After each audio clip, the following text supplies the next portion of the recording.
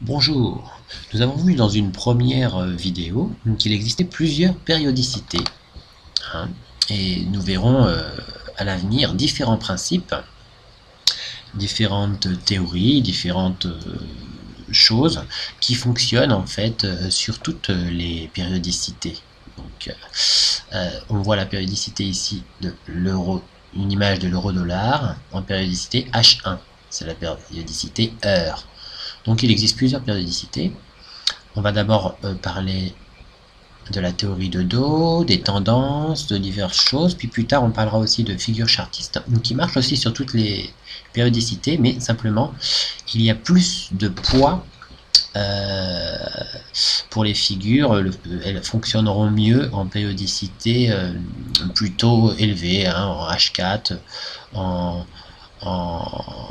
périodicité jour, et on dira que à partir d'une périodicité de 30 minutes, 1 heure, ça a quand même plus de poids, il y a moins de bruit que en périodicité minutes, 5 minutes ou 15 minutes. Voilà. Alors, une vidéo pour vous parler de la théorie de Charles Dot, qui est la théorie des tendances. Tendance haussière et tendance baissière. Nous avons un exemple ici d'une tendance haussière où nous avons un premier creux, un premier plus bas, puis un premier sommet, un premier plus haut. Ensuite, nous formons un deuxième plus bas, puis quand on déborde le premier sommet, par ce fil de bougie, là, ici, là, hein, ou par une bougie, là, forcément, on forme quelque chose qui est plus haut que le premier sommet, forcément, on formera un deuxième sommet plus haut que le premier. Alors que le sommet soit là, là, là, là ou là, eh bien, forcément, il sera plus haut que le premier. Il se trouve qu'il est ici. À ce moment-là, on a forcément une tendance haussière selon la théorie de Dot, enfin on détermine en tout cas que nous sommes dans une tendance haussière puisque nous avons deux creux de plus en plus haut et deux sommets de plus en plus haut. Dans ce cas-là, on est en tendance haussière. Tant que nous restons dans cette tendance haussière, il faut imaginer que nous aurons toujours des plus bas plus hauts que les précédents, et des sommets plus hauts que les précédents. Voilà. Donc ça, c'est la théorie de Charles Dot. Donc un creux, un sommet, un creux, on déborde le premier sommet, forcément on a un deuxième sommet plus haut que le précédent, deux creux de plus en plus haut, deux sommets de plus en plus haut, on est en tendance haussière. La tendance haussière se termine à partir du moment où on franchit le dernier creux à la baisse. C'est pour ça qu'on dira que la tendance est finie, hein, en tout cas nous ne sommes plus en tendance haussière à partir de ce moment-là. Voilà. Voyons maintenant une tendance baissière, selon toujours la théorie des tendances de Charles Dot. Nous avons un premier sommet, puis un creux, puis un deuxième sommet qui est, comme vous le voyez ici, plus bas que le précédent. À partir du moment où on franchit le dernier creux, c'est-à-dire c'était notre premier creux à la baisse, forcément, nous aurons un creux qui sera plus bas que le premier creux. Ce sera notre deuxième creux. Hein, que ce creux soit ici, ou là, ou là, ou là, il s'avère qu'il est ici, il est forcément plus bas que le premier creux. Donc à partir du moment où on a débordé le premier creux, on sait qu'on a deux sommets de plus en plus bas, et puis deux creux de plus en plus bas. Et quand on a deux sommets de plus en plus bas et deux creux de plus en plus bas, eh bien, selon la théorie de Charles Dot, nous sommes en tendance baissière. Donc on le sait à partir de là. Pour ça on dit début de la tendance a commencé avant, simplement c'est à partir de là que nous déterminons que la tendance est baissière. Ensuite, tant que nous restons dans ce schéma, tant que nous restons dans cette tendance baissière selon cette théorie, eh bien il y aura toujours des sommets de plus en plus bas, comme ici. Et puis en même temps, des creux de plus en plus bas, comme ceci. Et c'est seulement quand on cassera ce système de pensée, c'est-à-dire au-dessus du 7e sommet ici, regardez, on dépasse un sommet, donc on n'a plus à ce moment-là de sommet de plus en plus bas, parce qu'on a un sommet qui est plus haut que le précédent. C'est à partir de ce moment-là qu'on déterminera, nous, que finalement la tendance baissière a pris fin. Alors là on voit qu'on repart à la hausse, mais on peut aussi tergiverser et sans tendance, osciller sans tendance. On peut changer de tendance, tout est possible, simplement nous on détermine que la tendance initiale baissière est terminée. Voyons maintenant à quoi peut nous servir cette théorie. Eh bien, nous nous en servirons pour le déplacement des stops de protection. Nous allons donc imaginer que nous avons acheté, par exemple, pour une raison indéterminée, imaginez que vous achetiez par ici. Hein? Eh bien, au début, on avait par exemple notre stop ici, sous le premier creux. Hein, parce que notre système de trading, notre stratégie nous le disait. Eh bien, dès qu'on va dépasser ce sommet, on avait dit qu'effectivement, on avait deux sommets de plus en plus haut, deux creux de plus en plus haut, et qu'on rentrait en tendance haussière. Eh bien, à partir de ce moment-là, tant que nous restons dans cette tendance haussière, nous n'irons pas sous ce creux, sous le dernier creux. À partir de ce moment-là, on pourra déplacer notre stop ici, hein, si on a intervenu dans ce secteur. Ensuite, nous avons un sommet, puis un nouveau creux, puis un sommet.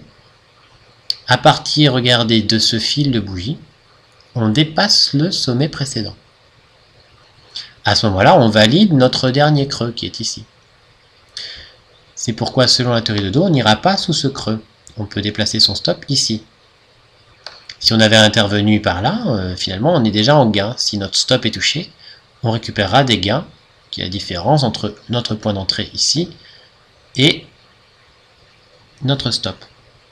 Par la suite, on va poursuivre la tendance, on forme un sommet, un nouveau creux. Et puis, ici, on déborde ce sommet. C'est donc à partir de ce moment-là qu'on valide notre dernier creux, puisqu'on a un nouveau sommet plus haut que le précédent. C'est pourquoi on met notre stop ici, à partir de ce moment-là, et non pas avant.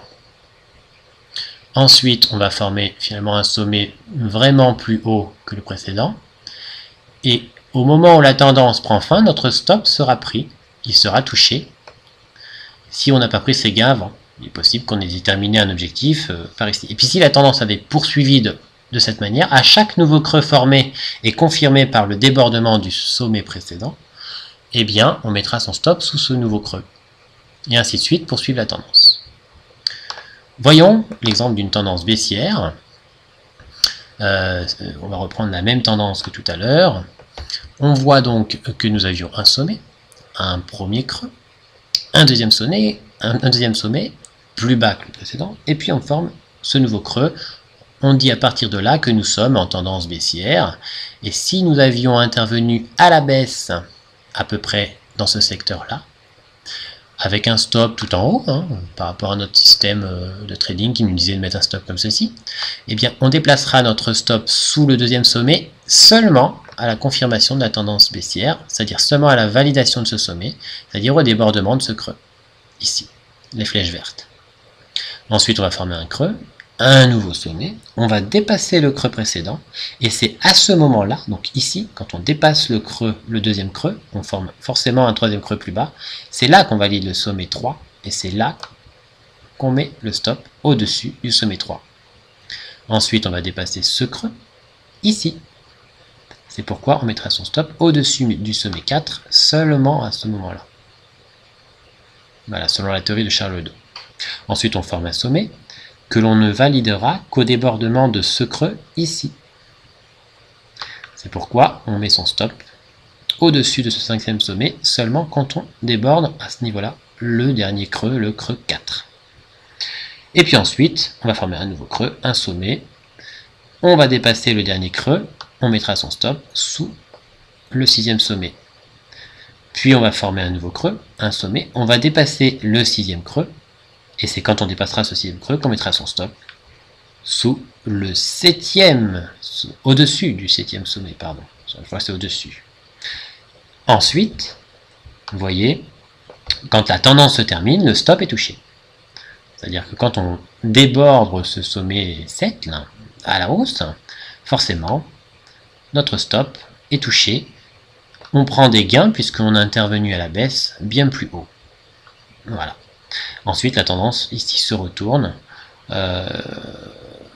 Et évidemment, on est satisfait d'avoir pris des gains et on a bien suivi la tendance selon la théorie de Charles II.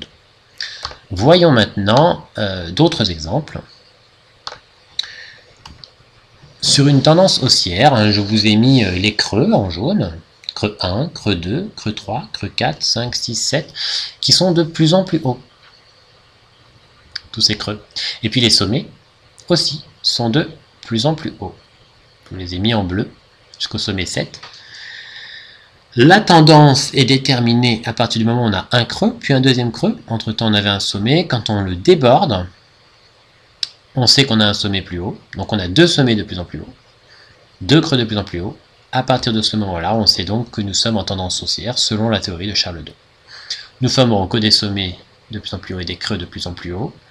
Et c'est seulement quand on casse ce système de pensée, c'est-à-dire quand on déborde le dernier creux ici formé avant de former le nouveau sommet, quand on va revenir dessus et franchir à la baisse ce creux, eh bien la tendance, selon la théorie de Charles II, est terminée, la tendance haussière là est terminée.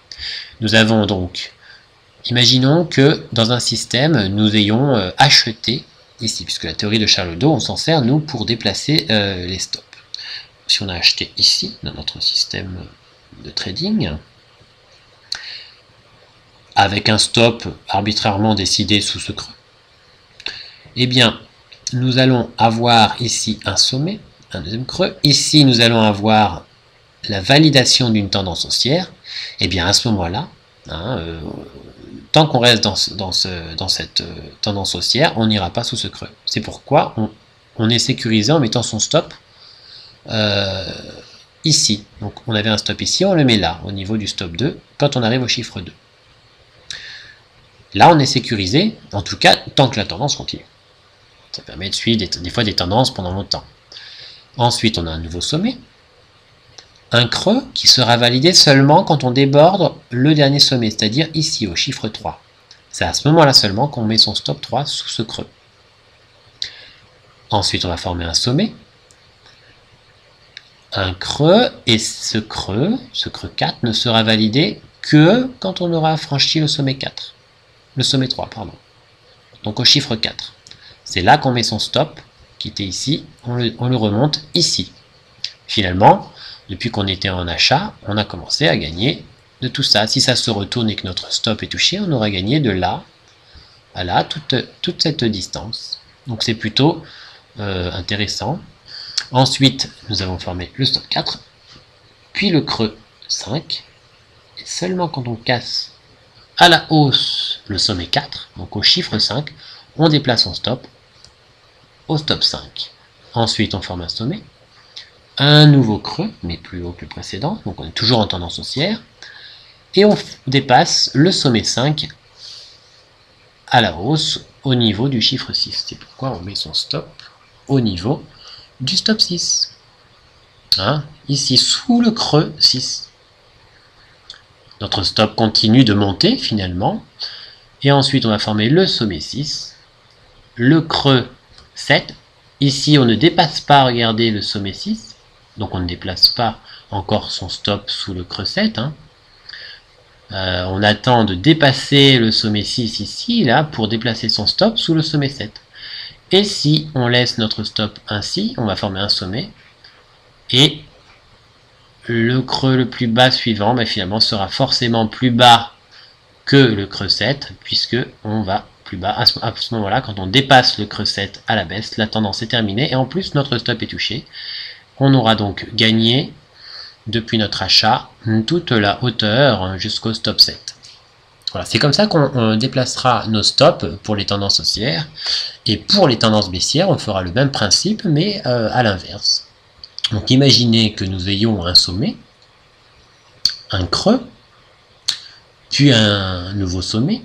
Quand on déborde notre premier creux ici, les flèches vertes, on considérera être en tendance baissière selon la théorie de Charles Dow, donc à partir de ce débordement des flèches vertes ici, puisque nous aurons forcément deux creux de plus en plus bas et deux sommets de plus en plus bas. Si nous avions intervenu à la baisse par rapport à notre système de trading dans ce secteur, je vous ai mis une croix jaune ici pour faire un short. Un short, c'est quand on intervient à la baisse. Eh bien, on met son stop arbitrairement ici parce que notre système de trading nous le dit, c'est notre stop initial, le stop 1. Quand on sait que nous sommes en tendance baissière ici, on a validé ce sommet. On met donc son stop 2 ici, puisque tant que nous restons en tendance baissière, nous n'irons pas plus haut que ce sommet 2. Ensuite, on forme un nouveau creux, le creux 2, puis un sommet, et ce sommet ne sera validé que quand on aura dépassé le creux 2 à la baisse, c'est-à-dire au niveau de ce chiffre 3 rouge là. On sait forcément qu'on a un nouveau creux, le creux 3, qui sera même plus bas, qui est forcément plus bas que le précédent. Et bien à ce moment-là, au niveau du chiffre 3, on met son stop 3 au-dessus de ce sommet 3. Ensuite, on va former le creux 3, effectivement, un sommet 4. Et on va attendre, regardez ici, on ne dépasse pas le creux 3, on va attendre de dépasser le creux 3 ici, au chiffre 4. C'est donc à ce moment-là, seulement que l'on déplace son stop qui était au-dessus du sommet 3, le stop 3, va se transformer en stop 4 ici, au-dessus du sommet 4. Vous voyez? Ensuite, on forme le creux 4, le sommet 5. On dépasse le creux 4 au niveau du chiffre 5. C'est à ce moment-là qu'on déplace son stop qui était au niveau du stop 4 au niveau du stop 5. Ensuite, on forme le creux 5, le sommet 6, qui sera validé seulement au débordement du creux 5 à la baisse. C'est-à-dire au niveau du chiffre 6, on prendra son stop qui était au niveau du stop 5 et on le déplacera au niveau du stop 6. Ici. Ensuite, la tendance va être considérée comme terminée dès qu'on aura dépassé le sommet 6. Et c'est pourquoi notre stop 6 sera touché. Et on aura profité de toute la baisse depuis ici jusque là. Voilà, la tendance est effectivement terminée. On peut repartir même dans une tendance haussière sur cet exemple. Voilà comment on déplacera nos stops pour les tendances haussières et puis pour les tendances baissières en suivant la théorie des tendances, puisque tant que nous sommes en tendance baissière, nous ne sommes pas censés repasser au-dessus d'un sommet. On est donc en sécurité au-dessus des nouveaux sommets formés dès qu'on a dépassé le dernier creux. Voilà pour la théorie de Charles Dow, la théorie des tendances.